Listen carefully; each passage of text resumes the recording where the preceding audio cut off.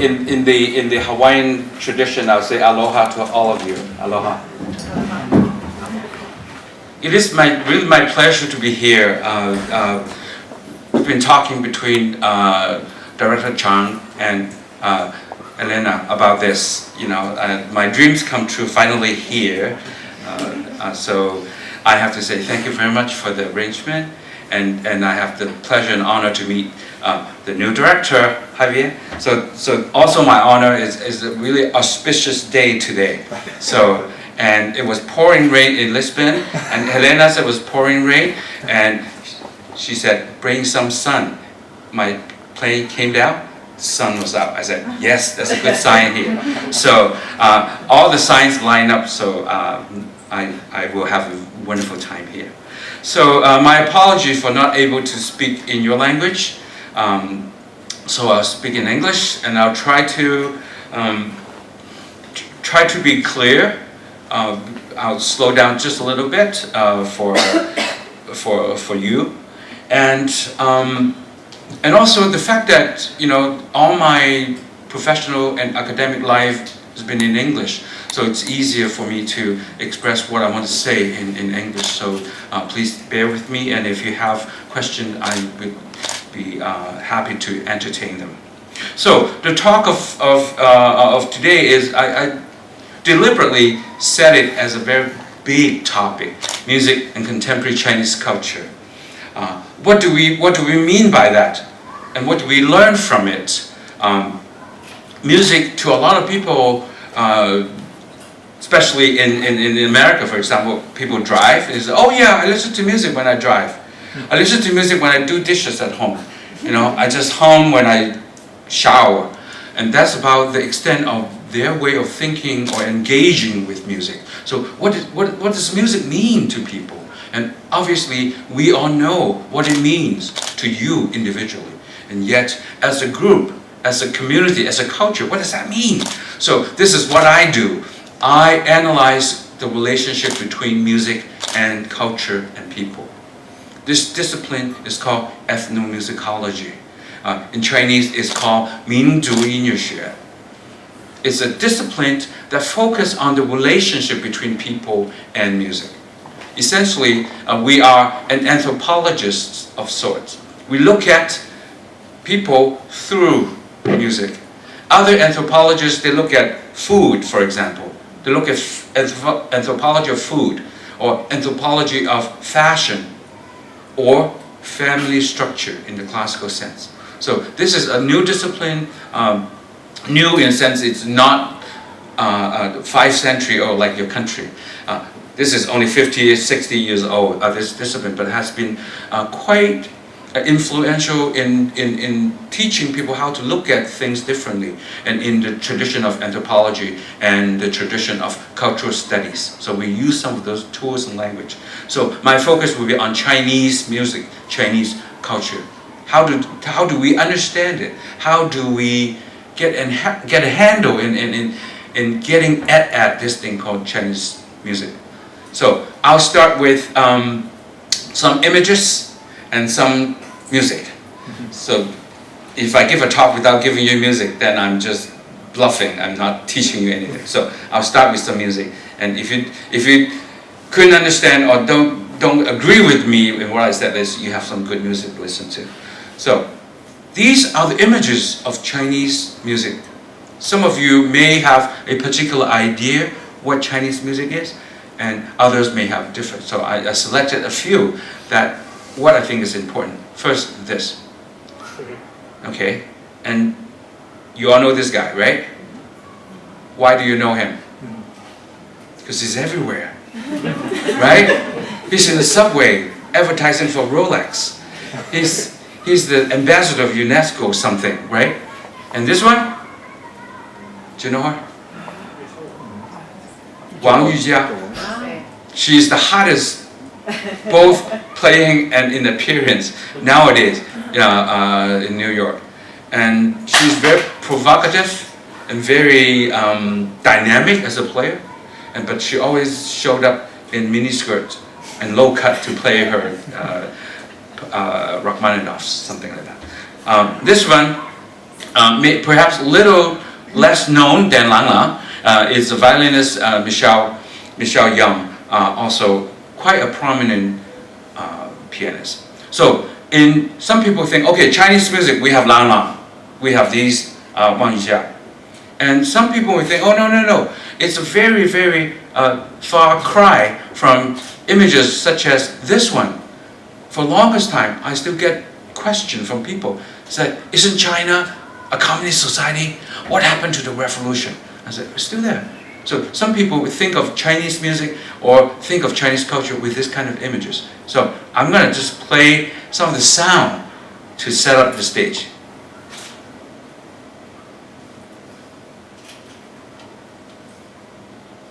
Hey, play.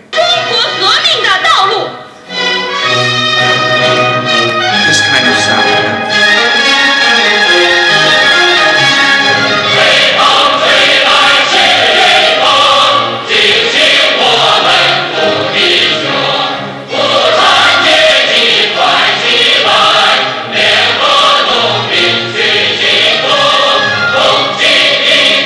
So you have a unison orchestra band marching, and you have groups of people singing on top of the lungs for this kind of what we call revolutionary song.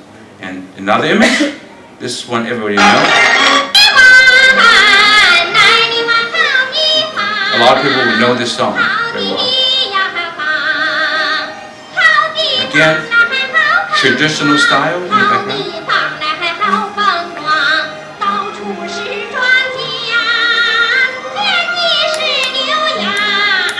So these are images that had flooded the media and the understanding of what Chinese music is. People say, oh yeah, remember those marching, those big bands, those revolutionary songs. And then you blink, we get into a new age. We have things like this.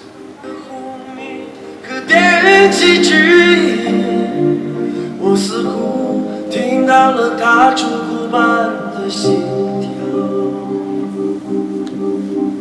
我在这里欢笑，我在这里哭泣，我在这里活着，也在这死去，我在这里祈祷，我在这里迷惘。我在这里寻找，在这里失去北京。 Okay, cut it right there so that you can sing the next Beijing. Yeah. But anyway, this is a fantastic song.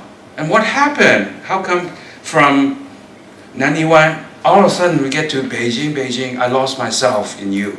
And then the next clip, we have this.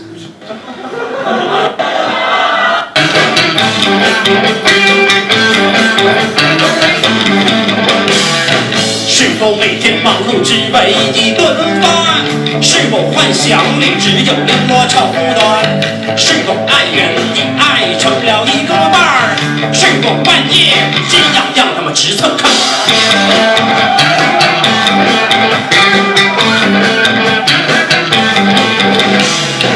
日子一天天不会总是阳光灿烂，岁月一年年收获他把民族还算，幸福像在天上磨磨唧唧不下班，花花绿绿的每天时刻就在你身边。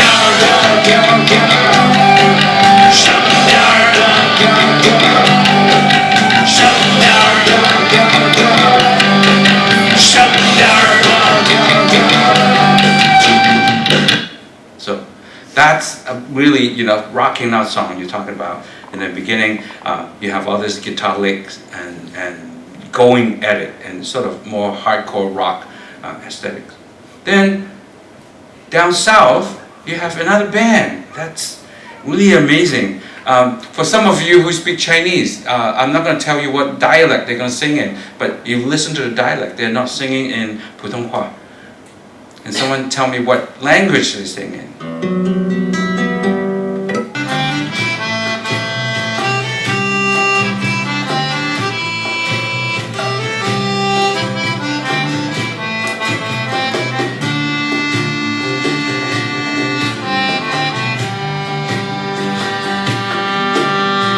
兄弟啊，你有钱无？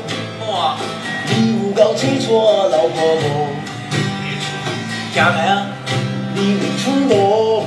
无啦！你硬厝够囥伊的厝无？兄弟啊，你听过宝贝无？小日的走囡仔家家端大山去走去咯。兄弟啊，你进来好无？彼段感情，你放我落去无？你娘在等伊，有伊想爱过的日子。Okay, what's the dialect? Chaozhou dialect, isn't it? Huh? Is it Chaozhou dialect? You're close. One more. Minahua. Right. It's a really wonderful band. And this band specialized in not this example, Chaozhou dialect, Guangdonghua, Minahua, and one more Hainanhua. It's really wonderful. I mean, they call themselves Wanji Chuanzhang because they said we're creating a new island sound. You know, not Bob Marley, but their own take in the southern part of China. Okay, I got two more for you. Here, you know this guy.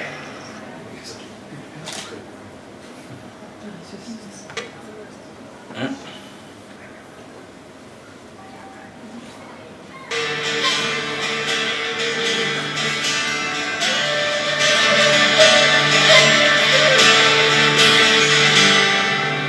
Usu akar tinjisin mateng ginzan Urmalantang tinjikin khota chu Ustu satin hingatin hingaksin do Urmujung khokhar hingatin hinzaya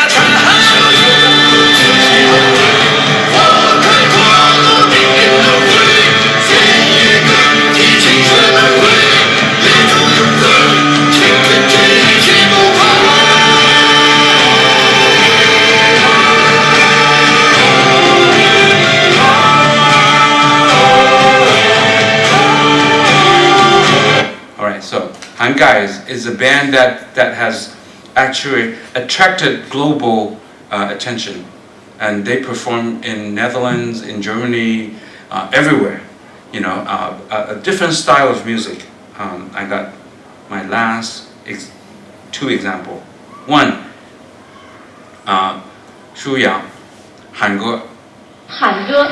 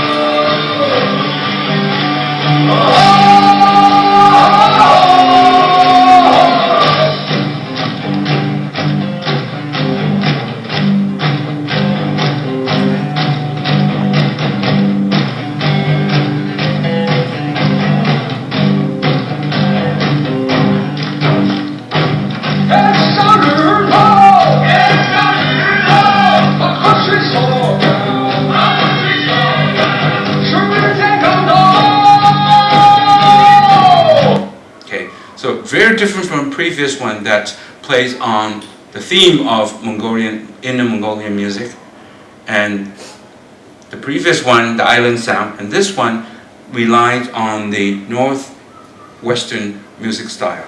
You have the antiphonal singing, you know, call and response, and the kind of vocal style is from Xi'an and Xinjiang area, sort of a regional style. And the last one that I'm going to share with you is this. Ma Bang. I,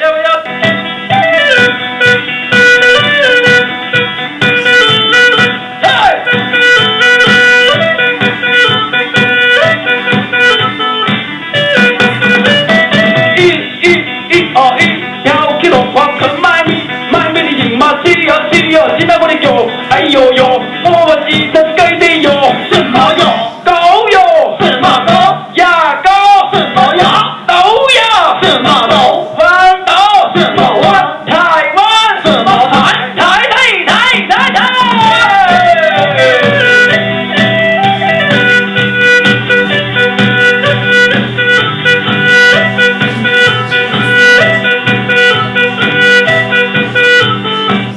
so you have the hulusi, which is the Yunnan minority province instrument, and this whole group is a minority of minority origin, and they're drawing on all kinds of minority things, even in the way they look, the way they dance, the way they sing, the way they talk.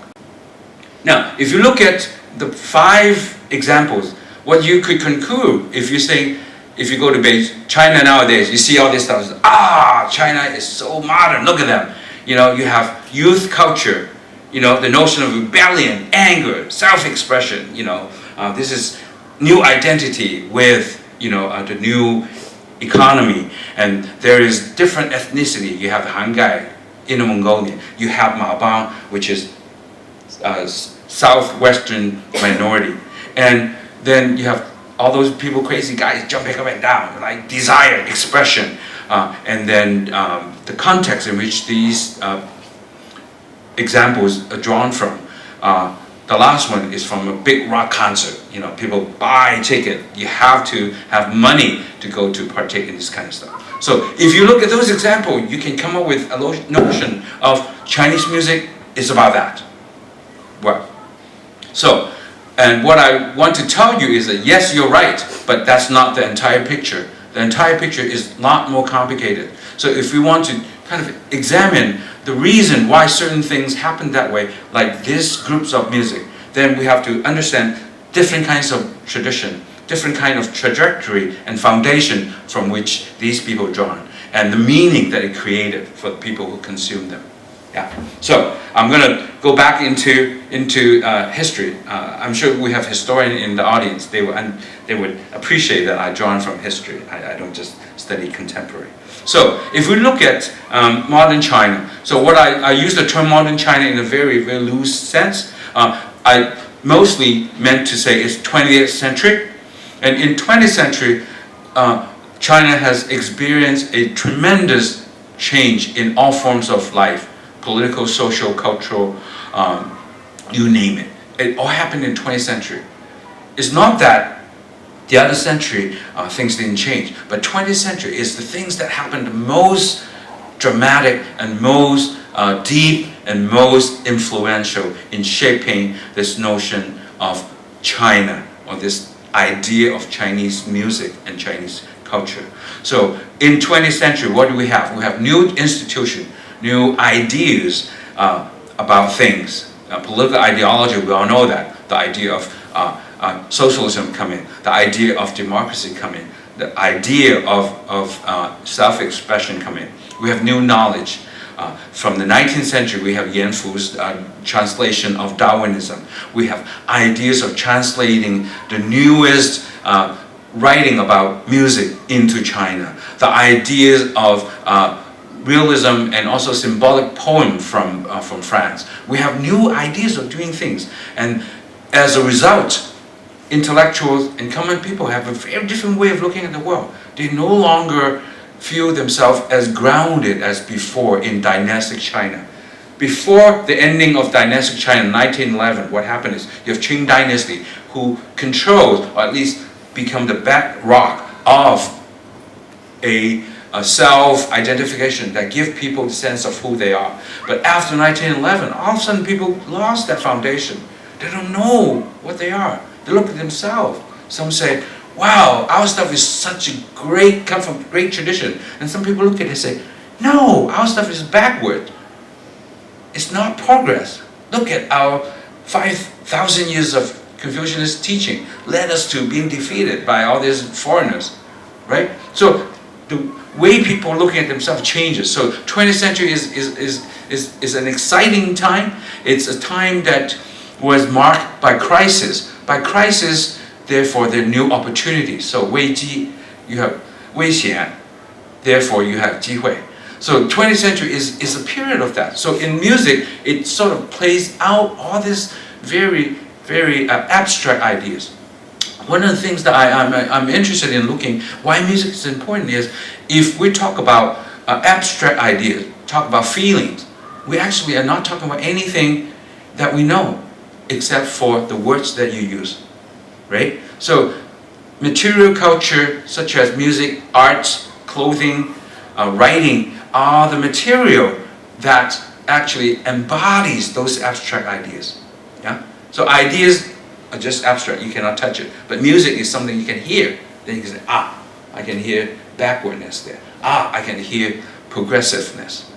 Like the last example, you can hear, oh, look at those guys. Those youth culture, they're screaming. They're using Shanxi or Xi'an music. Then you can say, well, why are they using those music? And then instead of others. So therefore, music, I would like to sort of propose and suggest to you is the very agent, the things, the material that has produced this notion of China. The word China itself, the idea of China is abstract. How do you know China? You don't. Until you say, oh, look at the Great Wall. That wall, the stone, that shapes it. So that's the material I'm talking about. Okay, so music is one of those things. So we have different ways to approach. So I would use and construct and look at music this way. So now I'm going to really go back. In Chinese music, we have different kinds of music. We have traditional music. In the Chinese language is called 民族音乐 or 传统音乐 or for short 民乐, music of the people. Okay. Music play on traditional Chinese instrument. Okay, so you have people who decided to say, okay, I love traditional music, so therefore I play old stuff. And people said, oh, old stuff is very boring. Let's write some new stuff for the old instrument. So you have two kinds of 民乐. One is 传统民乐. The first one, this kind, is traditional music. The other one is 现代 modern 民乐. Nowadays, they create new stuff for the old instrument. In the 20th century, what we have upsets that traditional idea of looking at 民乐. Why is that? Well, because nowadays we have the new institution come in. After 1911, no more Confucianist teaching. The modern education come in. Music schools being built. Ideas of conservatory has been implemented in the society. So we have professional groups, pay musicians. You have conservatories, you have university, and you have record industry that comes in the 20s. People are buying. And then you have new ideas of producing instruments for the people.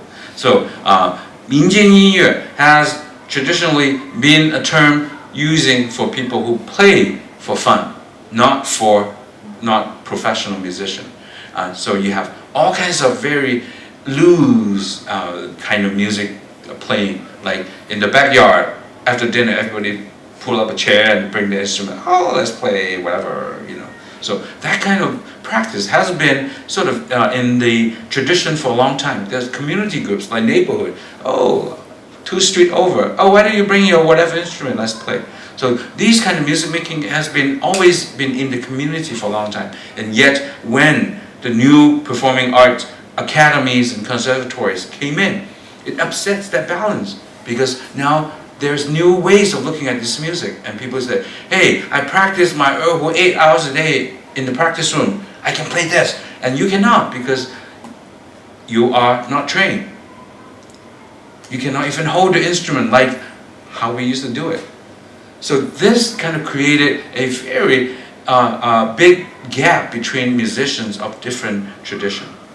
So in the changing institution, we have modern 民乐. Since the 1950s, what do we have? We have people using traditional music instrument, and yet they have adopted Western concept of composition, Western ideas of techniques, Western music aesthetics, and they use harmony.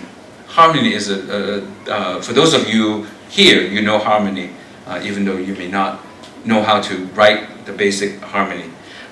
And the idea of putting music in print is a very new creation in the Chinese music world. Okay, so this is the general thing. Now I'm going to go into each one of these genre a little bit more.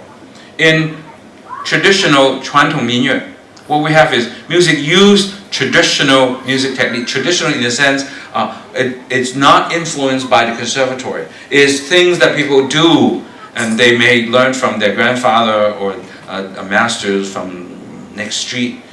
Then there is no or little Western music influence, and people are using traditional way of talking about music. They don't write music down.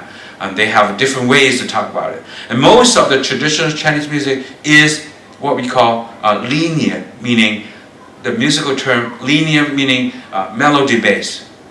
So you have 5 different instruments, you play the same melody, 5 together. So in Western music making, you play unison. It's the lowest form of music making.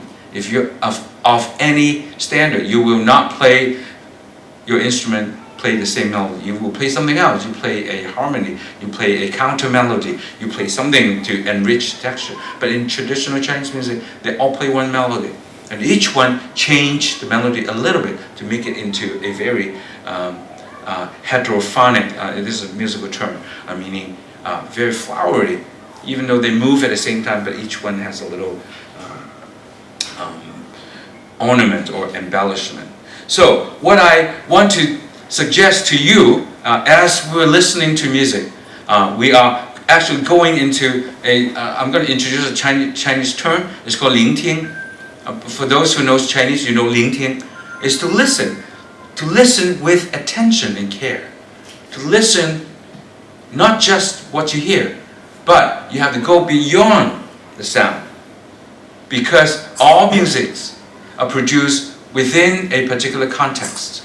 You know, for example, symphony orchestra is performed within the cultural institution of your city, or when it was first formed, it was part of the court. When Haydn was writing symphony, the court, Esterhazy, is for the court. So that context is important. To understand Haydn, you have to understand the court. So to understand Chinese music, you have to understand the context behind it. When you hear a sound, you don't just hear the sound, but you hear what's behind the sound, meaning sound beyond sound, and every voice articulated, there's a voice behind it, but that voice is hidden. So you have to discover it in order to understand, to make sense of what this music is about. Okay, so here, I'm going to set up this for you. In 现代民乐, modern traditional music, we have examples of this. Look at flower drum song. This is perhaps some, in the American context, this song everybody knows, this musical. The next one, Crouching Tiger, right? Is it popular here? Yes. It's also popular. Good, very good. And Hero? Yeah. More Hero, okay.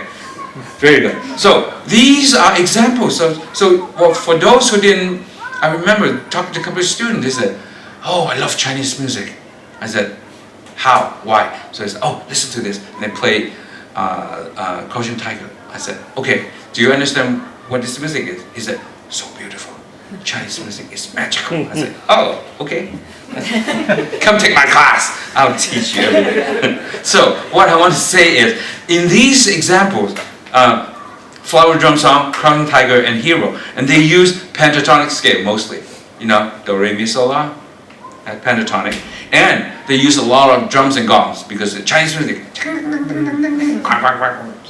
and a sense of, because China is old culture, right? So you have to have a sense of old and ancientness. Oh wow, it's really deep, yeah. So mysterious sound. So these are the cliche, the musical gesture and technique that these composers use. Okay, I'm gonna run through it real quickly. This.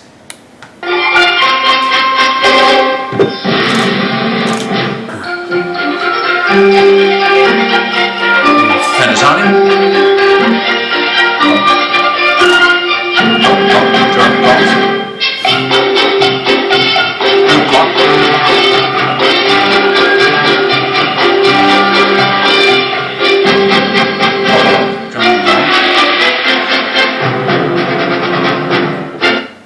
So that's the drumming on, and this is a creation of Roger and Hammerstein and Americans' imagination of what Chinese music sounds like.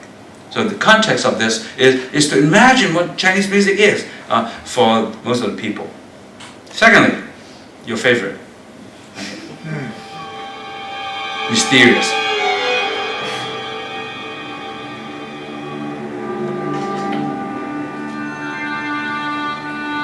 And then the English horn come in. Try to sound like a hulu.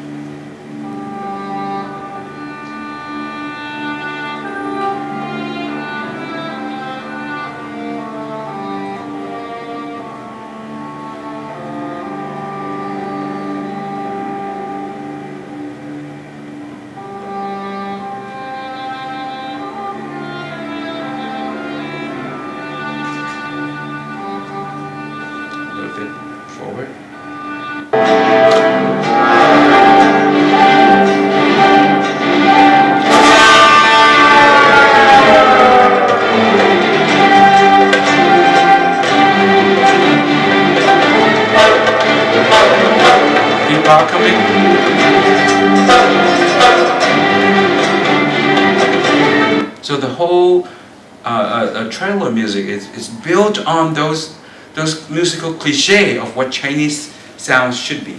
Yeah. And the last one, hero. Everyone loves this one, right?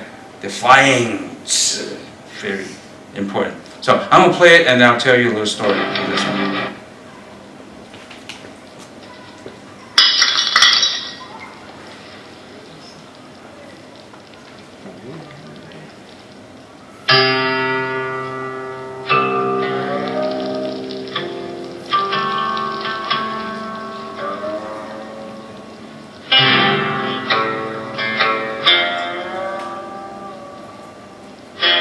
琴韵虽不相同，但原理相同，都讲求大音希声之境界。臣和长空面对面站着，有半个时辰，虽然谁也没动，但决斗已经在彼此的意念中继续展开。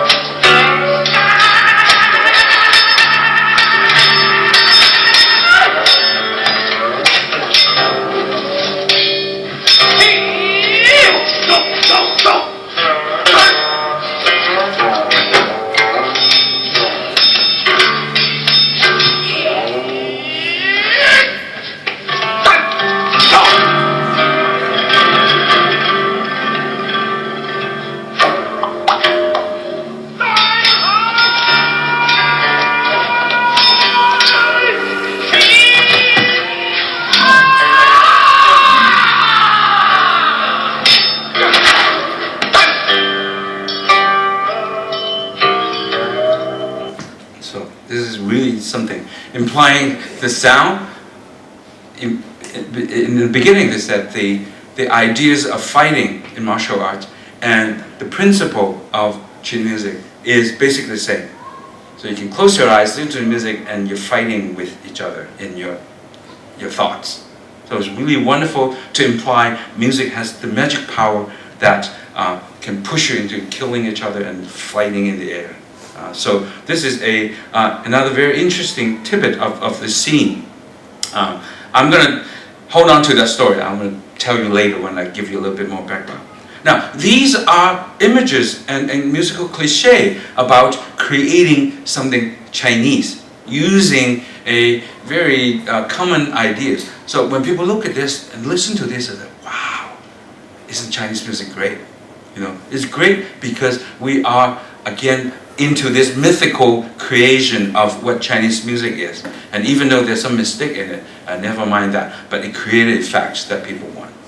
Now, these are all effects coming because of Western music, and as I said, in 20th century, when the idea of changing musical aesthetics and practice has created. So, when Western music came to China, how did it come? By boat, on foot. Actually came by way of few avenues. One is church hymns. The missionary has come, including missionary from your country a long time ago, several centuries ago from Portugal, Matteo Ricci, Thomas Pereira. Those people brought stuff, and Jean-Marie Amiot from Paris. So they brought ideas of Western music to China. Even with Thomas Pereira, he brought a harpsichord to Kangxi, Emperor Kangxi, gave it to him, saying, "We have this music, and you have that music." And Matteo Ricci has put in record to say that Chinese music is something that Chinese like, but it's not that fun for him.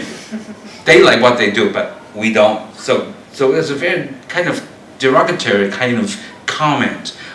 And another British writer, John Barrow, who came traveled in China from Beijing to Guangzhou, and he said the Chinese love their songs. And this is another paper that I've been working on Mo Li Hua. So it's like everybody knows Mo Li Hua, they sing Mo Li Hua, and even though they sing out of tune, they love it. So that was a comment on the idea of their musical practice is different from us, but they like what they like. They should have practiced like us because they don't have harmony. Yeah. So this is the first time church hymns come in, and then you have military bands because of 19th century. A lot of the foreign power come in with the military. They come with a band. And the third string is the Japanese school songs because of the changing education system in China. You have the new music education. Now you have music education. You're not just memorizing Confucian's texts like 论语 or 大学. So Meiji Restoration in Japan is a very important moment, not only for Japan, but for China. So as a result of that, in China, what do we have? Again, I want to rehearse a couple of points. These points are really important because it shapes the entire 20th century and the music that we have now, including the 5 examples, 6 examples, and the revolutionary example that we have. Western Conservatory training. Music Conservatory set up in China, 1927, the first music school in Shanghai by this person, Xiao Youmei. He studied in Germany. He went to Germany and he got a PhD. He came back. Chai Yunpei, the director of Beijing Daxue, Peking University, said, "Oh, now you have your PhD. Set a new school for us." So we have new ideas of training in music. And Western harmony musical style, orchestra, symphony orchestra, Chinese playing Chinese music does not have orchestra. They said, "Oh, look at that. You know, they have big orchestra, 80 people playing away. We should have orchestra." And since in China we don't have a tradition of orchestra, so therefore let's make one like them. So therefore we have new ideas, composition, people writing composition, instrument, print music, and from 1930s on we have pop music. Pop music comes in with the recording LP industry and movie industry. So then all of a sudden by 1930s the entire musical practice has changed and kind of adopting a very strong Western notion. So what I want to do is to play you a very early piece, 1939.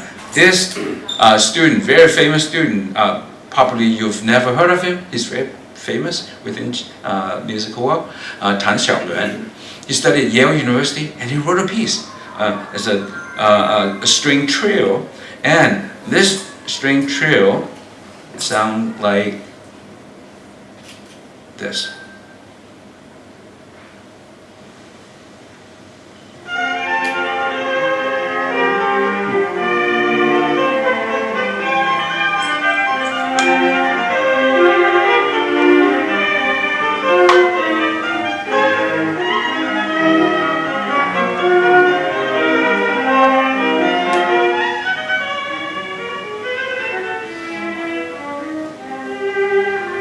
So he got his degree. He got like an A student, so say, "Wow, good composition." But people said, why aren't you writing something sound like yourself? Brown, Chinese. This is something written by anybody in the conservatory. Why aren't you writing your music?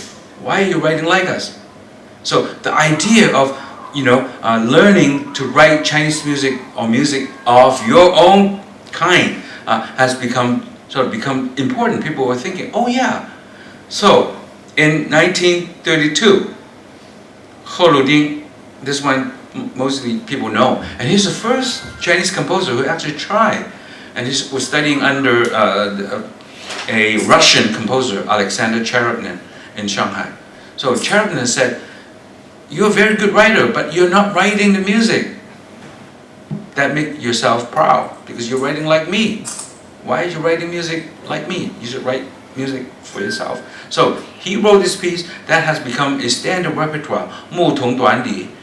He combined a Chinese melody with Western harmony in the left hand and the melody in the top hand. It sounds like this. Not found. Okay, I'll find it later. So, you got it, right? You heard it. Good. Sorry. Then, the idea of Chinese orchestra. Here, symphony orchestra. What do we have? This is not a symphony orchestra. This is an orchestra that made out of all the erhus, the pipa, the zhongran, you name it. Why Chinese orchestra? This is a very interesting point I want to make. And every Chinese community, you have a Chinese orchestra. Do you have one here in Barcelona? I think not yet. There isn't, I think. Do not make one. It's better not to. There's other better things to do, actually. Well, from a very practical point of view, it's very expensive. Very expensive. And so, save your money to do something else. You have a better way to make other kinds of music that is a lot more, I would say, aesthetically pleasing and also closer to the tradition than this. This is an imported idea, and yet, why is everybody so gung-ho about it? They say, yeah, we're gonna have one. So Singapore has one, in Taiwan, they have, every big city in Taiwan has an orchestra. Hong Kong has one, San Francisco has one, Southern California has one, you name it. Every Chinese community has got what they want to have one of these things to make them look like something, right? Just like every major city has a Chinatown that has the same doorway. 中国城. It's like, I said, no, don't do this. Why is that? Well, because Chinese orchestra, if you understand where it came from, and then you may ask a different question, but this music makes very different meaning. In Western symphonic music, what do we have? We have multi-part, you have harmony, we have orchestration, we have melody that goes from the bass all the way through viola, violin to oboe, clarinet, flute, piccolo, range. Yeah, that's the standard that Hector Berlioz and also Rimsky-Korsakov, those composers, they created all this new aesthetics, Western European music aesthetics. And yet, when Chinese musicians encounter this aesthetic, they think, wow, this is really cool, we don't have it. Now, the reason behind it is because they have a very different view about Chinese music. They think, yeah, if those foreigners, they can come in and kick our butt and destroy our country, their way of doing things must be better. So this is sort of the foundation of why they think Western music is better. Well, because in Western music, you look at the piano. Piano is a very complicated instrument, right? Have you looked inside a piano? Very difficult. You have a big piece of metal. Have how many keys? Piano. 88. Anyone? 88. This is an insider, he knows. Yeah, at least 88. If you have a 9-foot Steinway Grand, it's a different one. Upright, 7 to 88 beyond. You look at that. That mechanism is a genius because it's a product of Industrial Revolution in Europe. So the Chinese musician at the time to look at it, say, look at the piano and look at the erhu, the little piece of stick of bamboo, right? And the little hair. It's like, wait a minute. The erhu in Beijing is different from erhu in Shanghai. Why is that? This one is shorter, this one is longer. It's like, you guys don't know what you're doing, right? If you play erhu, you know that there's adjustment for the piece of a string to tie. It's called qianjin. Qianjin, distance between the bottom of that and the qianjin depends on the length of your arm. If you are like me, short arms, your changing has to be shifted down. If you have long arms, you're changing up. But people look at this. If you go and buy a violin, you know, they have different distance. That's not good.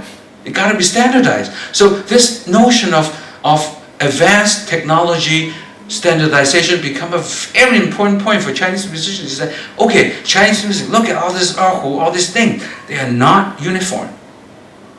They don't have a standard tuning. In Western music, what do you tune to? A440. Okay, in the old days, they may be tuning to A435 a little bit, but they standardize, and you guys are not. Okay, on the Dizi, all the holes, they are either equal or not. Doesn't matter when you drill. So you create a very different scale. You're not well-tempo scale. You're playing just intonation. You have different intonation because how can you make music when you even cannot decide on the pitch issue? So this is the generation of people looking at Chinese music with a big question mark. And are we good or not good? 5,000 years of Chinese history and music. Look at it. Different size of erhu, different ways of playing, different ways, different repertoire. You don't even have anything standard. Of course, we're backwards, you know, and just like fighting people with sword. And they have pistol and they have cannon, right? So this is the general way of thinking. So in the beginning, when we have in the 1880s, the first marching band in Beijing from a British family, the Harding Band, and they were playing marching music. You know, those marching music, dun dun dun dun dun dun dun, that kind of stuff. So they were doing that. They said, "Wow, isn't that wei feng?" You have all this sound coming in. So students and people are learning how to do it. Initially, it was the foreign musician playing the music, and later on, we have a record of Western teacher teaching indigenous people for playing that. And then, what happened to my picture? Okay, imagine you're seeing the picture. In 1910, I had another picture. Sorry. 无字天书. You gotta look at it. So this is a picture of a teacher teaching a bunch of orphans how to play Western instrument. It's sort of a small orchestra kind of thing. So these are evidence to show that there's a progression. Not that everyone was in agreement saying Chinese music is backward. So just like for those who know about the May 4th movement, you know, the cultural change in China. So there's a heated debate whether we're going to go to all Western way or go back to Chinese way. So 中学, 西学, same thing. Chinese music, Western music. How do we understand? So people like Cai Yanpei, people like Liu Tianhua, they think, oh, no, we need to go the Western way because look at how scientific they are.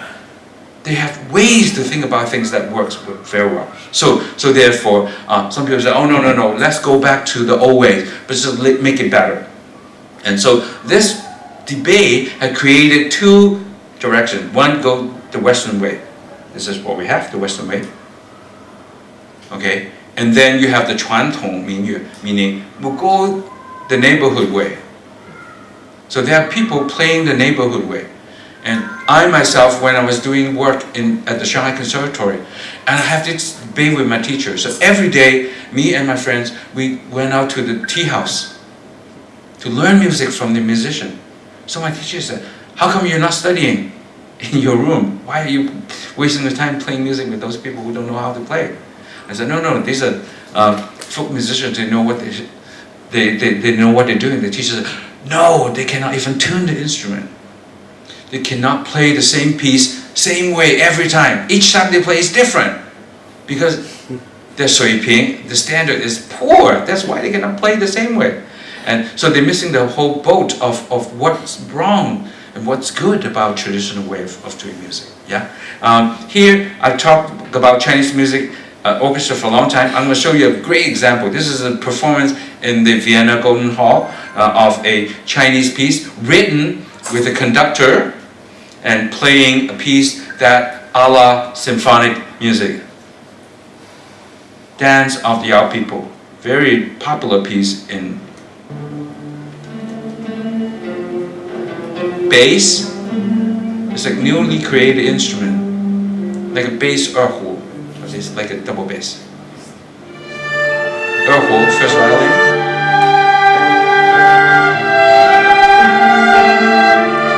The melody, accompaniment, bum, bum, bum, bum, and a long tone behind it. Another time, same melody, playing with different instrument, genre.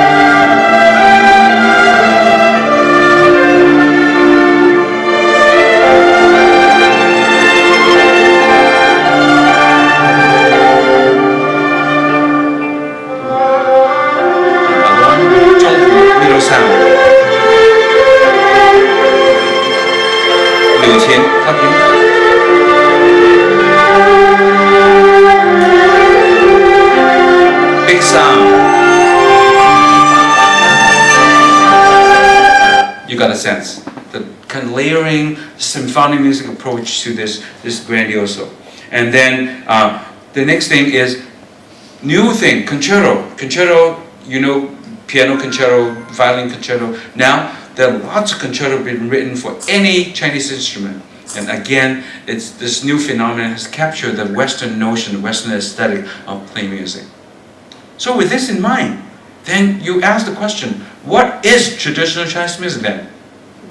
Where do we lay the word traditional? What does that mean? Is the Chinese orchestra traditional? Or some people say, oh yeah, look at erhu, pipa, zhongran is traditional. And yet, the idea of Western composition technique is Western. So is it or is it not? So this is a very interesting question, and obviously there's no answer.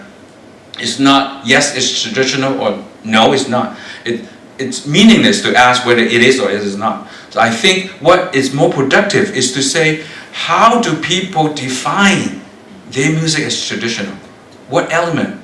And when they do that, why do they say that? What is the point of saying this is traditional or this is not? I think there's more, the process itself is more interesting. The process itself is more revealing for the position of the people who actually use those words.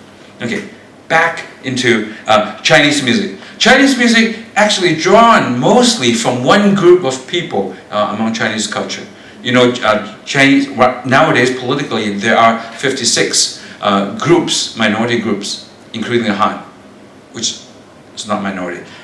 But anyway, the Chinese music is drawn from the Han majority. And so what we know of as calling Chinese music is from the Han group. So this is a map of China. There'll be a test at the end. Okay, watch. Shanghai is here, right here, okay? This is an important place. Beijing is here. So I think Chang Laoshi is from Beijing, right? Yes. So he's from here, up north. He's a northerner. So, and then there are southerners, people like myself, southerner. At one point in time, we are the barbarians, of course.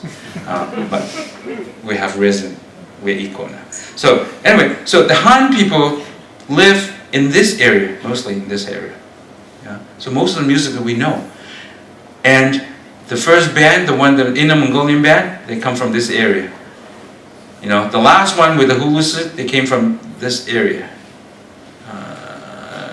Here. Yeah. So on the outskirts. Now, traditional China, we're talking about Han music or Han culture. In traditional society, we have 4 different groups. Within the Han Confucianist thinking, we have 4 groups. You have scholars, you have peasants, you have laborers, you have merchants. Okay?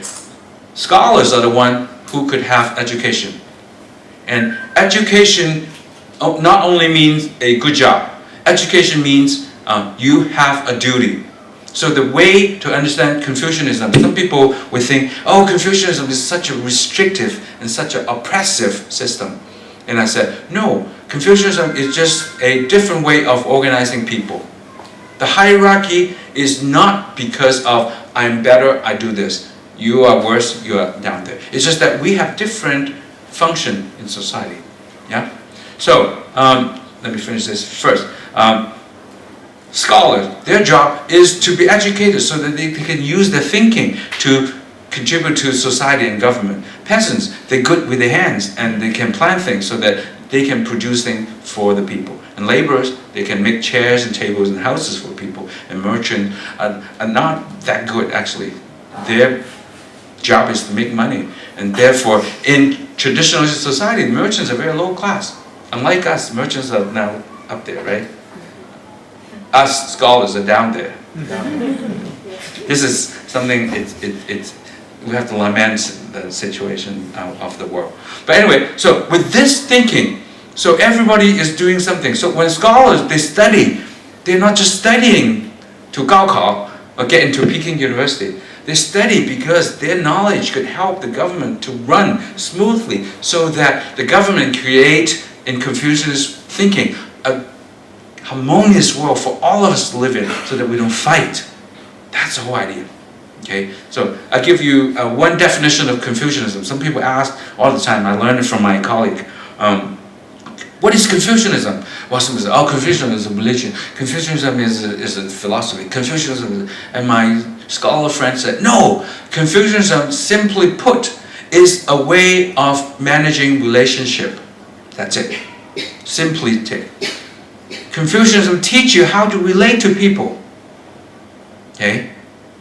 If I am sitting here, say for example, this is a classroom, my job as a teacher is to teach you well. And your job as a student is to listen well so that you learn. Okay? When I go home, I'm no longer a teacher. I'm a brother to my sibling. I'm a son to my parents. So each one of these names, this label, comes with a set of duties. Right? So if I'm the son of my parents, so my mom said, okay, finish dinner. Dishes, you take the dishes in, you do dishes, you take the trash out. Right? So each one of these relationships need to be carried out fully. And if all of us carry out all our relationships, we carry 20, 30 relationships. If we do it right, then everybody is great. The world will be harmonious. You won't have fighting because everybody is good, right? And yet, because we're not doing everything we're supposed to do, so therefore the relationship is not right. So therefore we have tension, we have 矛盾, we have struggle. Yeah. So the scholars, apart from learning the books, they have to be able to think clearly, and they are given the chance of using not only words but music in their way of training the mind. So therefore, in the old days, music has been a very important tool in learning and thinking. Just like in the old Greek society, they have, a different way of thinking about music. In the Republic, for example, they talk about music. So in Chinese music, we have, therefore, according to these four things, we have literati music or elite music. Elite music includes music that is good for the Confucius ritual music, and court music, and music of the literati. Scholars music. Scholars music is for training your mind. So guqin is an instrument to do that. And then outside that division, we have folk music, like tea house music, backyard music, what I call folk music or vernacular music. And people just play music for fun. There's no deep meaning. We just play it. Just go at it. And this kind of tradition started in the Song Dynasty in the 11th century because of the changing economy of the ending of the Sui Tang and then the Wuhu area, so that China has becoming good again, so people have time and money. So a little bit of the images from the Song Dynasty. You have this kind of ensemble playing, winds and strings, and even a dancer here. And here you have another one of Ming Dynasty marching music. You have the trumpet, you have the suona, the double reed, and then you have the percussion, and it looks like a procession. And then you have another image of, in the Ming Dynasty, a chamber music of sorts. And people are clearly sitting in a very elegant environment, playing all kinds of very delicate instruments, and from the head and the rope, and they are of scholar status. So that's sort of the tradition of creating what a Chinese traditional Han music milieu is about. So these kind of music, we don't have a whole lot of sound recording from the Ming Dynasty, of course. We don't know what it's supposed to sound like. And yet we know from looking at the instrument, we know that music mostly play, there's no harmony, they are linear, and the melodic counterpoint, and it's like one after another or playing together, practice, and also the pitch, the tessitura, the range of the instrument mostly high. If you look at the piano on the right hand side, it's mostly those notes, not the one on the left hand side, because it's very high. And notation, in terms of notation, they have some very skeleton melody way of remembering pitches and all that. So it's very simple, very not organized in any fashion. So this is sort of traditional music culture. You have the elite on top, and you have the vernacular folk in bottom. So in terms that in records we've seen elegant music, 雅乐, 俗乐, vernacular music. So that 雅乐 meaning court music, 古琴 music, and this kind of music has a very important function. The function is to reaffirm social order, and also music and li. Our understanding of li is not 礼貌, it's not just proper behavior. Li is the code of behavior that is governed by this whole set of Confucianist relationship. So music is the perfect harmony between those things. So music and li is inseparable in that sense, in Confucianist idea. So the 雅乐 has a very deep concept. You know, when you do it right, you have those things. And let me show you an example. How many of you have seen Confucianist ritual music? One, okay. I'll show you a recent one, 2014, in Fuzhou. And the government is promoting this Confucianist ritual thing. So take a quick listen to this.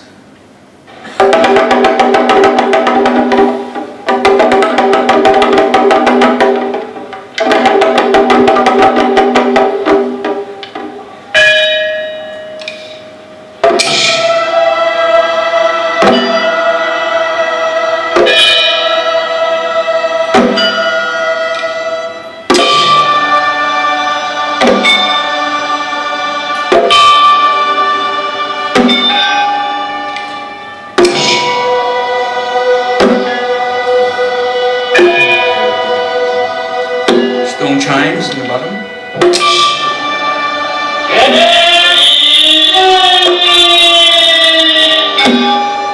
Very slow music. That's one note.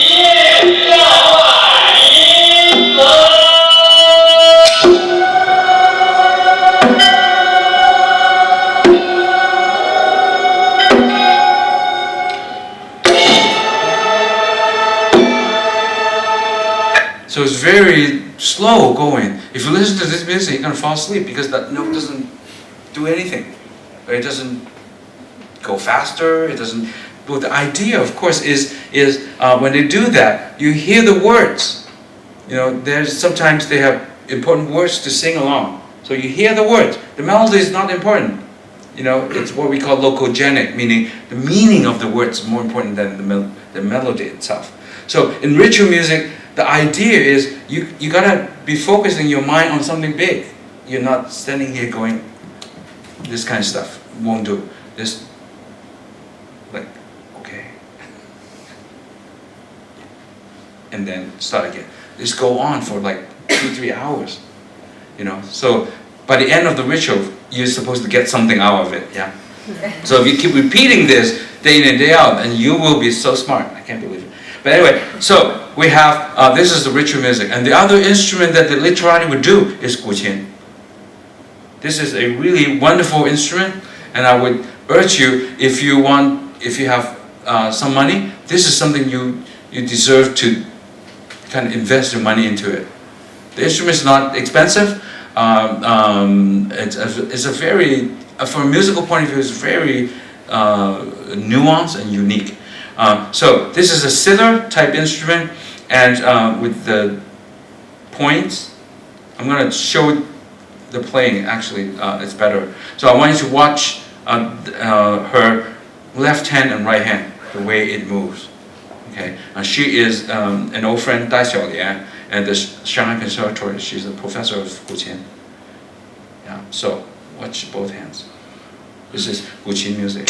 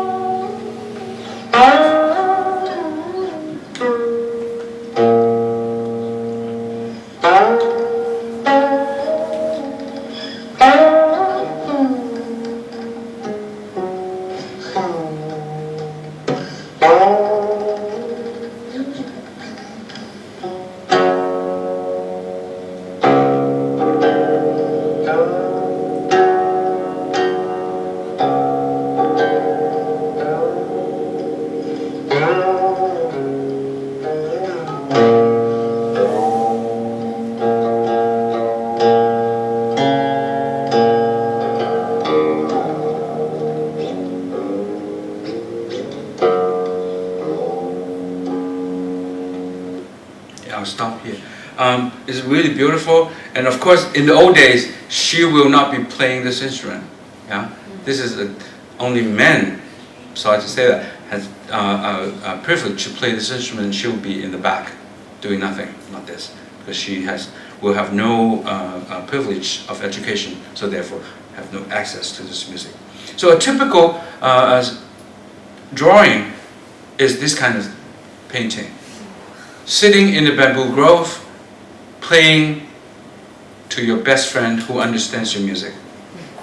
And the added advantage, of course, they have the servant boy fanning you, making tea for you. So it's a very, very a good kind of situation. So Guqin music is a very, actually I crank up the volume a little bit, and it's very soft. This instrument is not a performing instrument, because this instrument is for you only, or for the friend who knows your music.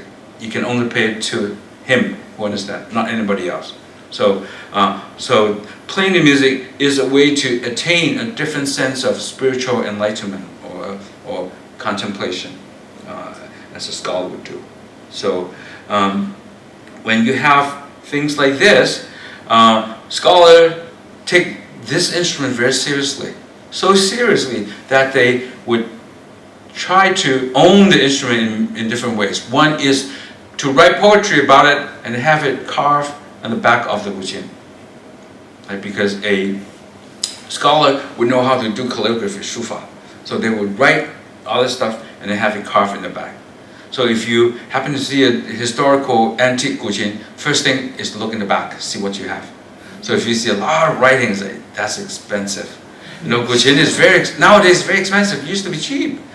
One, I think Ming Dynasty Guqin auction recently, $20 million. It's like, wow. You know, it's really, really, but of course you can spend $2,000 buy a modern made one. It's different, yeah. So this is another, the stamp, a different writing. Okay, how long do we go here? So I know how to pitch it. I don't want to hold you guys up. And what time? Okay. 12 minutes. Okay, good. It's okay. I can stop and then people may ask questions. Yeah, something like that. Okay, so since this is a scholar instrument, what do people do? Scholars like to write down things, right? So they want to keep this music for themselves. So they have developed this new writing. So this is called 简字谱. So 简 is to take away. 字 is the character. 谱 is music notation. So in 简字谱is actually a musical shorthand If you look at this is a one symbol. In 简字谱, what the notation is telling you is not the pitch. If you look at staff notation, you see pitch and time, right?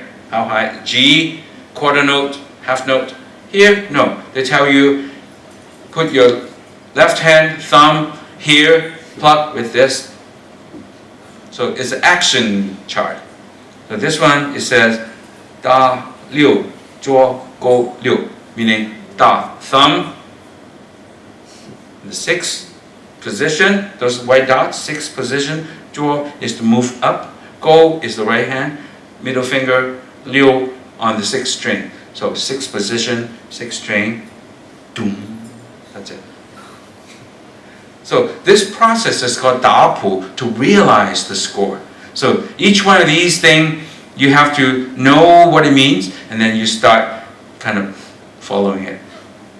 So it's actually not that difficult if you understand the code. Yeah, all the Qin music is well documented, and you can buy volumes of Qin music nowadays if you want to learn Guqin.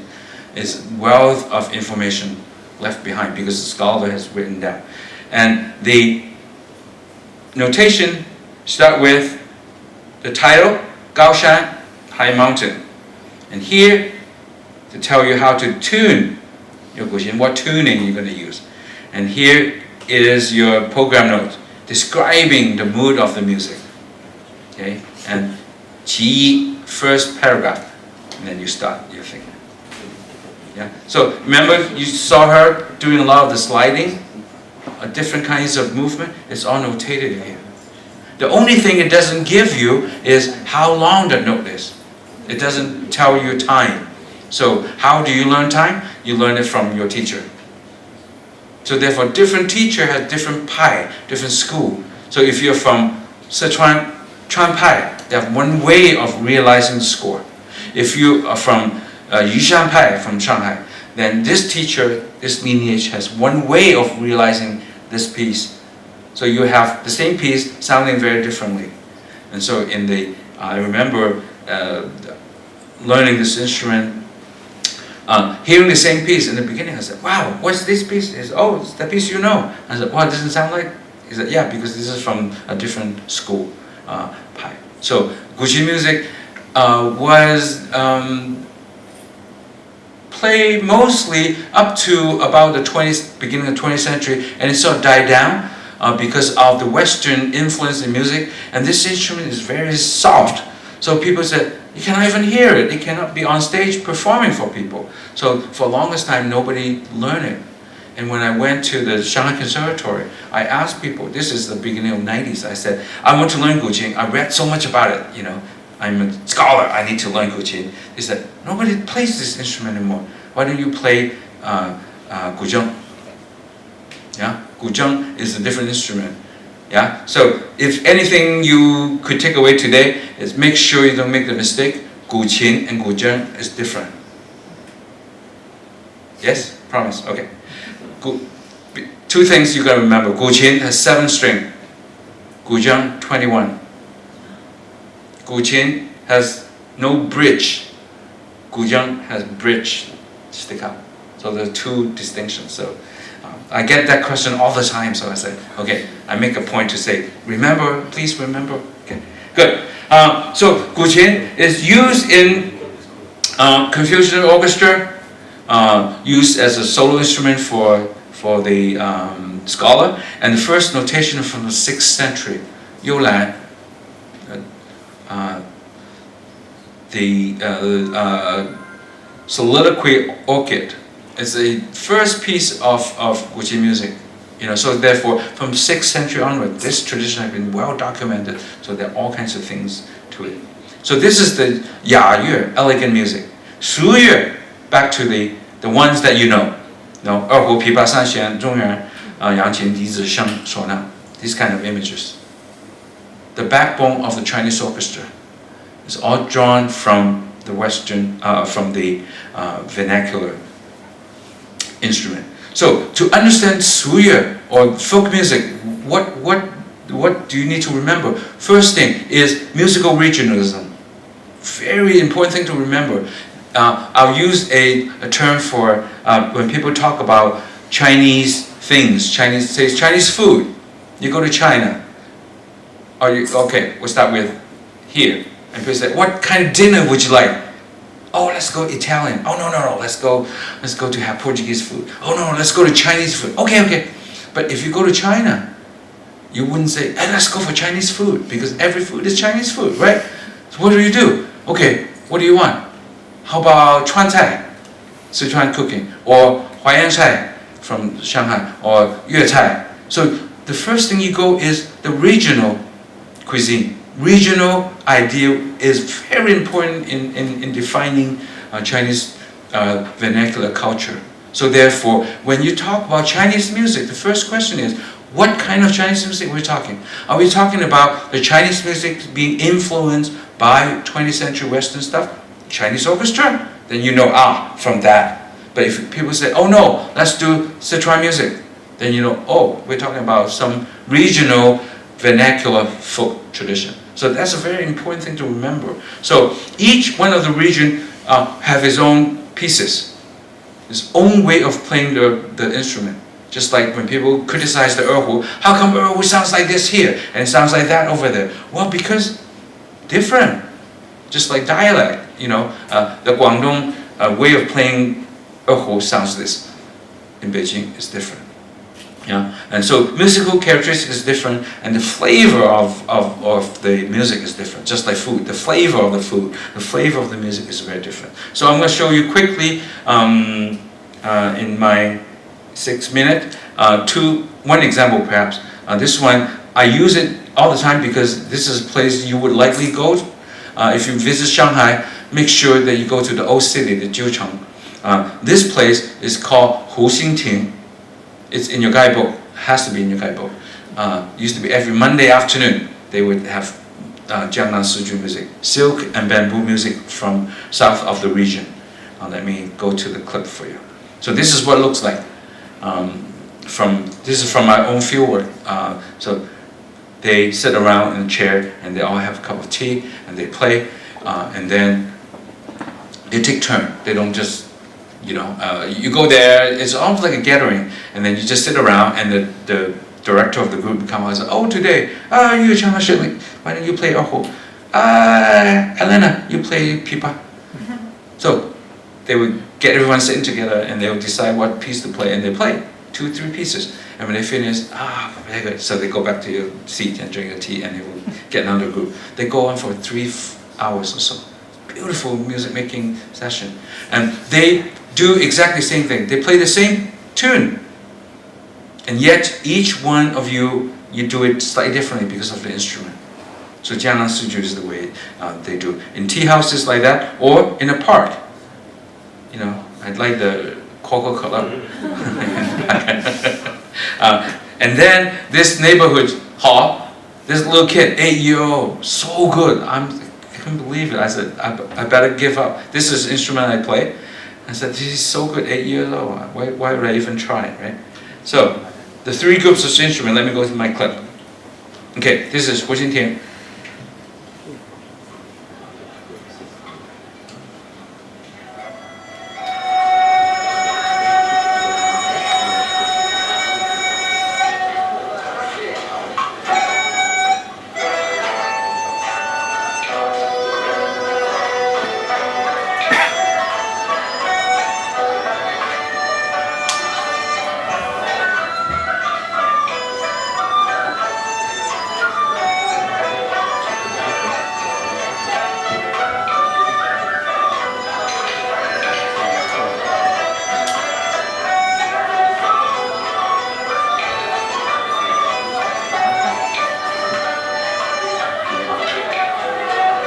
I want to make one comment. There's no conductor, there's no low note, there's no high note, there's no written music. They're playing the same melody, and each one has a little something to it, that's all. But they play it differently every time. It depends on the group. So the general principle is, if someone playing the note high octave, you go low octave. If someone playing very complicated embellishment, you play a very simple version of the tune. You cut out some notes. So this whole notion of balancing the texture makes the music very creative, because you always have to, like driving, someone come this way, you go that way, try to make it. So this is the principle of creativity that's found in folk or regional music that has been lost because of the Western way of thinking. So my teacher was complaining about this guy. He said, look at them. They can't even play the same tune twice, the same way. I said, but they don't have to. This principle of complementing each other, creating a harmonious entity is the key. I said, you're missing the point. So he said, why are you always talking about wanting our music to be in a museum, not change? I said, I'm not saying that. What I'm saying is you need to respect how the tradition has been shaped and maintain certain kind of practice in your thing, rather than throwing everything out and bringing the new orchestra. So that was the point, So again, what is tradition? How do you define tradition? Whose tradition are we talking here? So these are questions that, as I said, have no answer. What is traditional music depends on who is defining it. So in China nowadays, they are pushing into creating a new identity for themselves. So therefore, playing in the old way has been symbolized as something backwards, something not moving forward, something from the old age. So they want to be seen as a modern and competitive, energetic and creative culture. So therefore, they need to bring in things like the new way of doing things. Yeah. So I'm going to jump a few slides to the end so that we have some time for a question. Yeah. Okay. So opera is another big topic. I'm not going to go. I can spend the whole 2 hours on opera. Kunchi, I understand you have Kunchi talk here. Yesterday, right? Yes, we have a specialist. Is that right? Kunchi is one of those topic that you can spend hours and hours on it. It's a really beautiful tradition. And then you're picking opera. So I'm not going to talk about it, but they are also part of the vernacular, the folk music, and also distinguished by region. Same thing. Peking opera is from Beijing, of course. Kunqi is from Kunshan, which is outside Shanghai. And then you go to Shanghai, go to Guangdong, what do you have? Yueju. You go to Sichuan, you have Chuanju. You go to Shanghai, you have Yueju, the Shanghai Yueju. So you have many types of opera. They all sort of look similar, but they're not the same. They all sound similar, but they're not the same. Just like Chinese food. I like the term Chinese food because I remember bringing a group to China. They say, what is this food? I said, okay, it has pork, vegetable, mushroom, and they use soy sauce. So we travel to a different region. What is it? I said, tofu, pork, vegetable, shoyu. I said, but it tastes different. I said, that's the whole point. Same ingredient, but it come out very differently. So regional music is it works exactly like that. So you go to Guangdong, they play differently, different sound, same instrument. Yeah. So to conclude, Chinese music, is it traditional? Well, depends how you define traditional. If you look at Chinese orchestra, you can say, oh, yeah, quite traditional because you use all the erhu, the zhongren, and yet the whole concept of Western orchestra, Chinese orchestra is based on the symphony. That's why I said don't waste your money on it because it's very expensive. And yet, there's certain traditional elements that is really great that need to be reserved and preserved in the traditional way of doing things. And then there's certain modern elements in the music. For example, nowadays the instruments are tuned A440. The instruments all made into well-tempo scale. So these are the elements, and yet, if you look at the band like Hangai or Ma Bang or Wanji Chandao, and what is going on? Well, because it captures a very different sensibility and different way of being Chinese in the 21st century. So therefore, the idea of what is traditional or what is Chinese music deals with this whole notion of who are the Chinese are we talking here.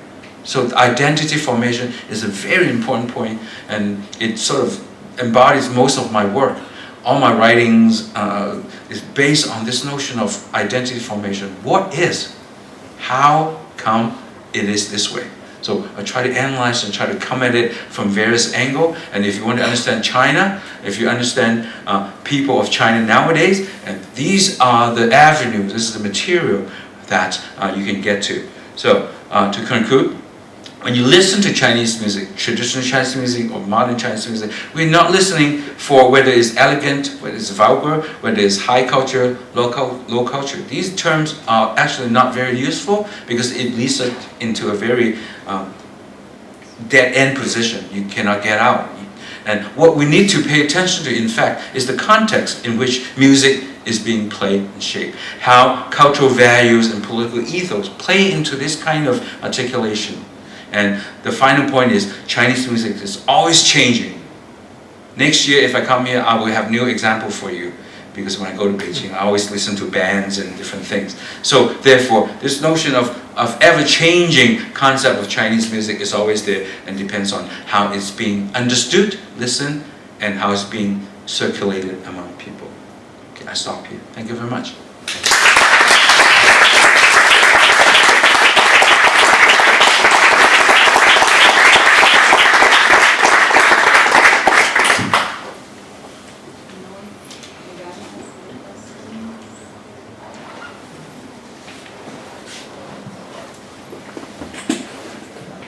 Thank you for your conference. I was thinking in this traditional Chinese music, which I don't know, but I have I think my prejudice of this music, no? Like you were telling, like traditional, the orchestral or the opera from China and this. So you know, I think in my own country, in the Basque Country, what I think about traditional music in the Basque Country. And I think it's also something that traditional music is losing some importance in nowadays, in the present. I don't know how we can do some, they are making some experiments in Asturias, it's another province here, that there is a guy that he mixes folklorical music with this boom, boom, boom, this, how do they say, a very strange thing, you know. But at least you know that there is some folklorical thing that is moving people to say about identity from our place, you know. I agree with you when you tell about music or food, it's the places where you go, no? So because of that, also I would like you to tell us some recommendation of some, because from my folklorical country music, I would recommend some music that I think is not so universal. And there are some musics in your own culture that you think they could reach all, that they are more universal. For me, this can be a little bit the folklorical music, the power, no, that can have when you think that there are some musics or some melodies in your folklore that you think this maybe can like somebody from all, the other part of the world, no? So I will ask you, I will know a lot of this, which recommendation from your China music that could be, you know, not the topics, but you think, oh, maybe this. Thank you. Yeah, thank you. 谢谢. 不用谢. I think for start, I would strongly recommend music of the guqin, that zither instrument. Yeah. You know, it may be a little bit difficult to understand. Just sit with it and just hear it, and that's a really marvelous way to get into the sort of a very core aesthetics and core function of music. I think that's one I would strongly recommend as a way to come into. Secondly is pick a kind of regional music. For example, Guangdong music, Jiangnan Sizhu, Sichuan music, Shandong music, one kind, any kind, and listen to it. And then, once you get used to it, bring in another regional music. Then you can actually see how this kind of division between the Yayue, Suyue works, and within the Suyue, different regional music works. So the idea is not, I would say, not to listen to, in ethnomusicology, we're trying to at least get away from hearing universality in music. Rather, we want to hear what makes this group different. If I say, the Basque music, just like us, I can understand you, then you are reducing the difference to a level of meaningless, because every music makes a very different significance to people. So rather, like I always tell, the difference in sameness is almost like a coin on both sides of the coin. One side is same, the other side is different. So rather than hearing is all the same, well, let's find out a very unique feature of this music that is for you is like, whoa, what is that? That's so strange, or so something. That you can actually get into the understanding of the uniqueness of each one of this genre. So Guqin music, I would vote for it. And even another story, even if you don't like it, buy a cheap Guqin, hang it up in your wall in your study. That really increases your symbolic meaning. That's how I did it. I laughed at myself. So. Any other questions?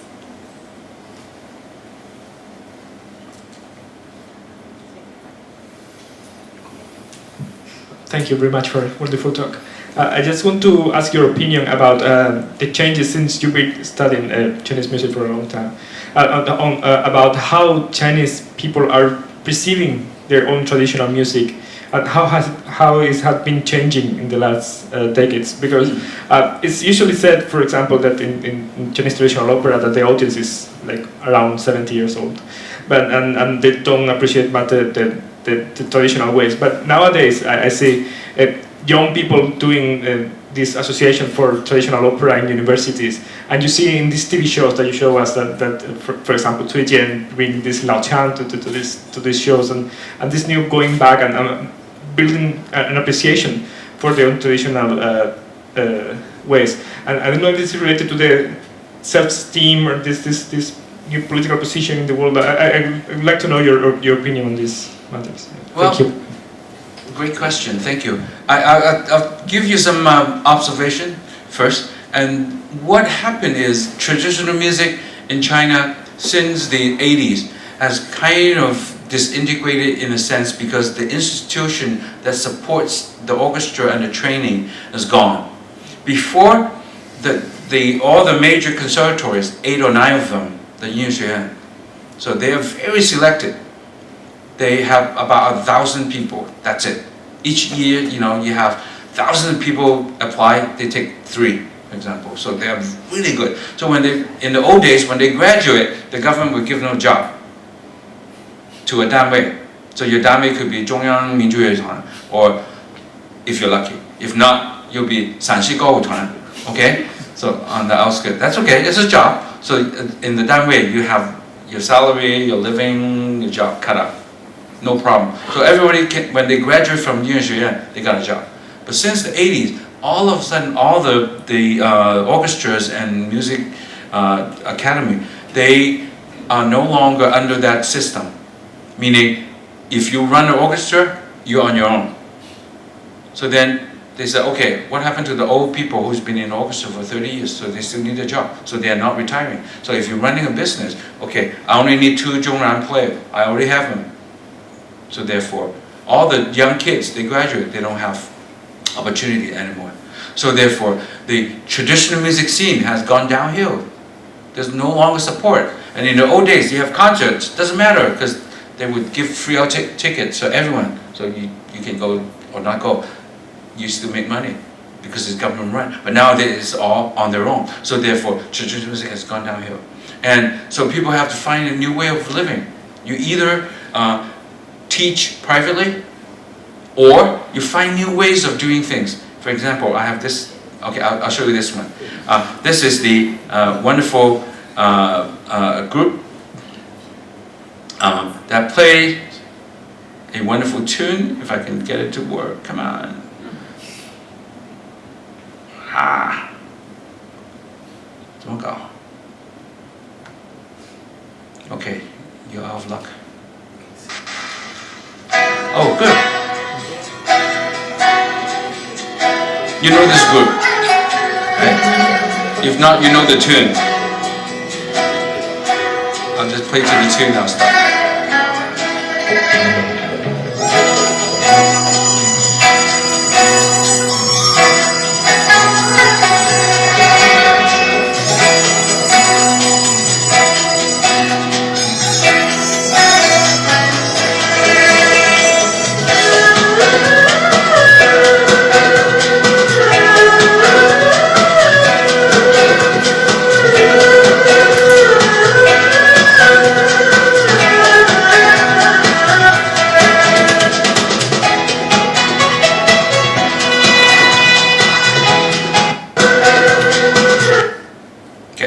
So, this group, 12 Girls Band, very popular since 2003, 2004. And they are top graduate of conservatories. When they graduate, no jobs. What do? They do this. And since their emergence, it caused a big debate, and people say, sacrilegious, look at those girls, they swing their body, they dress very provocatively, playing traditional music. Why is it? And then they came back and say, look, nobody is listening to traditional music. Now we are putting some new energy into it. Now traditional music, people would at least listen to it because they play like this. So then the debate on how to modernize tradition come back. And people are talking as if in the beginning of 20th century. It's like, are we doing Western or Chinese? And they said, we're doing the things that captures the moment. And the subtext is, they didn't have a job, but now they got gigs, big gigs, and they got popular first in Japan and now globally.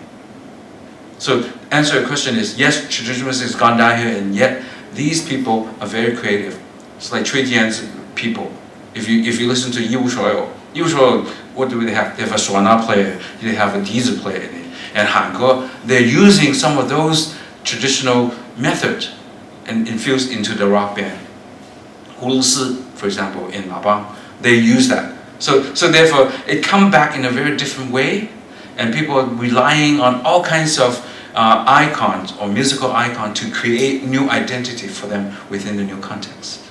So it's still happening in a different way.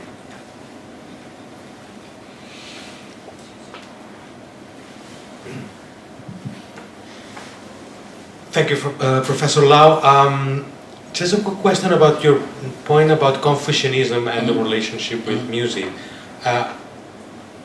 I'd like you to clarify, because I understood that your point was that Confucianism, like the ideas, this kind of relationship, was not only important for court or Ya music and the rituals, but also for folk music, right? When you were talking about these people in the Huxinting and the way they listened to each other and kind of adapted to the way they were playing, were you also implying that these kind of ideas permeated the music? Not really. When I was talking about that Confucianism, I'm talking about Confucianism in general. When I talk about music within that context, they're only in the scholar category. So most of the folk music people, they have no access to it because it's not part of their thing. So. One more, perhaps? Over there. Thank you. Thank you. In fact, I have several questions, but I think I'll just choose one. What would you say about, all those Chinese composers that are in the diaspora, like so many famous ones like Dan Dun or Bright Shen or so many, no need to mention them. What would you say about their Chineseness amidst the Western way of composing music? It's a great question. In fact, if you're interested, I'm just merely suggesting. I have edited a book called Locating East Asia in Western Art Music, another one called Vocal Music and Contemporary Asian Culture, and in which we're actually confronting those very issues. Why did Tanduan's music, why did Chinese music all of a sudden in the 2000s become a hot item in the classical music world? Well, one of my analysis, of course, I know them well, so I'm not criticizing them in a way. I'm just looking at, why is that their music, this particular point in time, getting very popular, whereas 20 years ago the Chinese were discriminated against by the same society. So I attribute to that there's an emergence of global awareness and cosmopolitan consumption of ethnic goods and commodities. So we now have the Sumatra coffee, for example. We have the Indian boutique that sells some kind of dress. So the whole world is going crazy about ethnic stuff. And the Chinese come in right at the moment which the great nation is emerging up. So therefore, you have this if you look at my analysis, if you look at Tanduan's music, all his music is repeating some of the practice in 20th century history. He's doing some John Cage, he's doing some minimalist, he's doing some kind of very usual 20th century composition. And yet, if he were to written those pieces like how he did when he was in China, when he was a student, and in fact the work went in the 80s and 90s much more interesting. And yet he's writing all this music, but the title is what gets it good. His on Taoism, for example, there's one piece, water music, and then he would evoke, all this traditional philosophy in his program notes to describe the music, and all of a sudden people, the critics, would say, "Wow, how cool is that? How traditional Chinese is that?" And yet there's nothing Taoist or philosopher about it. So this is my analysis. If you're interested, it's called Locating East Asia in Western Art Music, published by Wesleyan University Press. So we talk about that stuff. And in fact, I'll tell you a little story and I'll stop. One time I had lunch with Tanduan and he came to visit Honolulu. So I was sitting kind of like this. And he said, 为什么你老是写东西骂我? Why are you always writing things to criticize me? He pointed at me. I said, me? I'm just a teacher. How could I, I said, no, I'm not criticizing you in a way, I'm just doing what I do to analyze the situation. And you do what you do as a composer, but you make more money than I do. So I stopped there. But anyway, yeah, that's a very provocative question. I'm very interested in that and written quite a bit on that too. Yeah. Thank you for that wonderful question. So, okay. There's no more questions. Thank you very much, Thank Professor you. Lau, for your wonderful presentation, and we hope you have a great time here in Brussels. I already have. Yeah. Thank you. Thank you.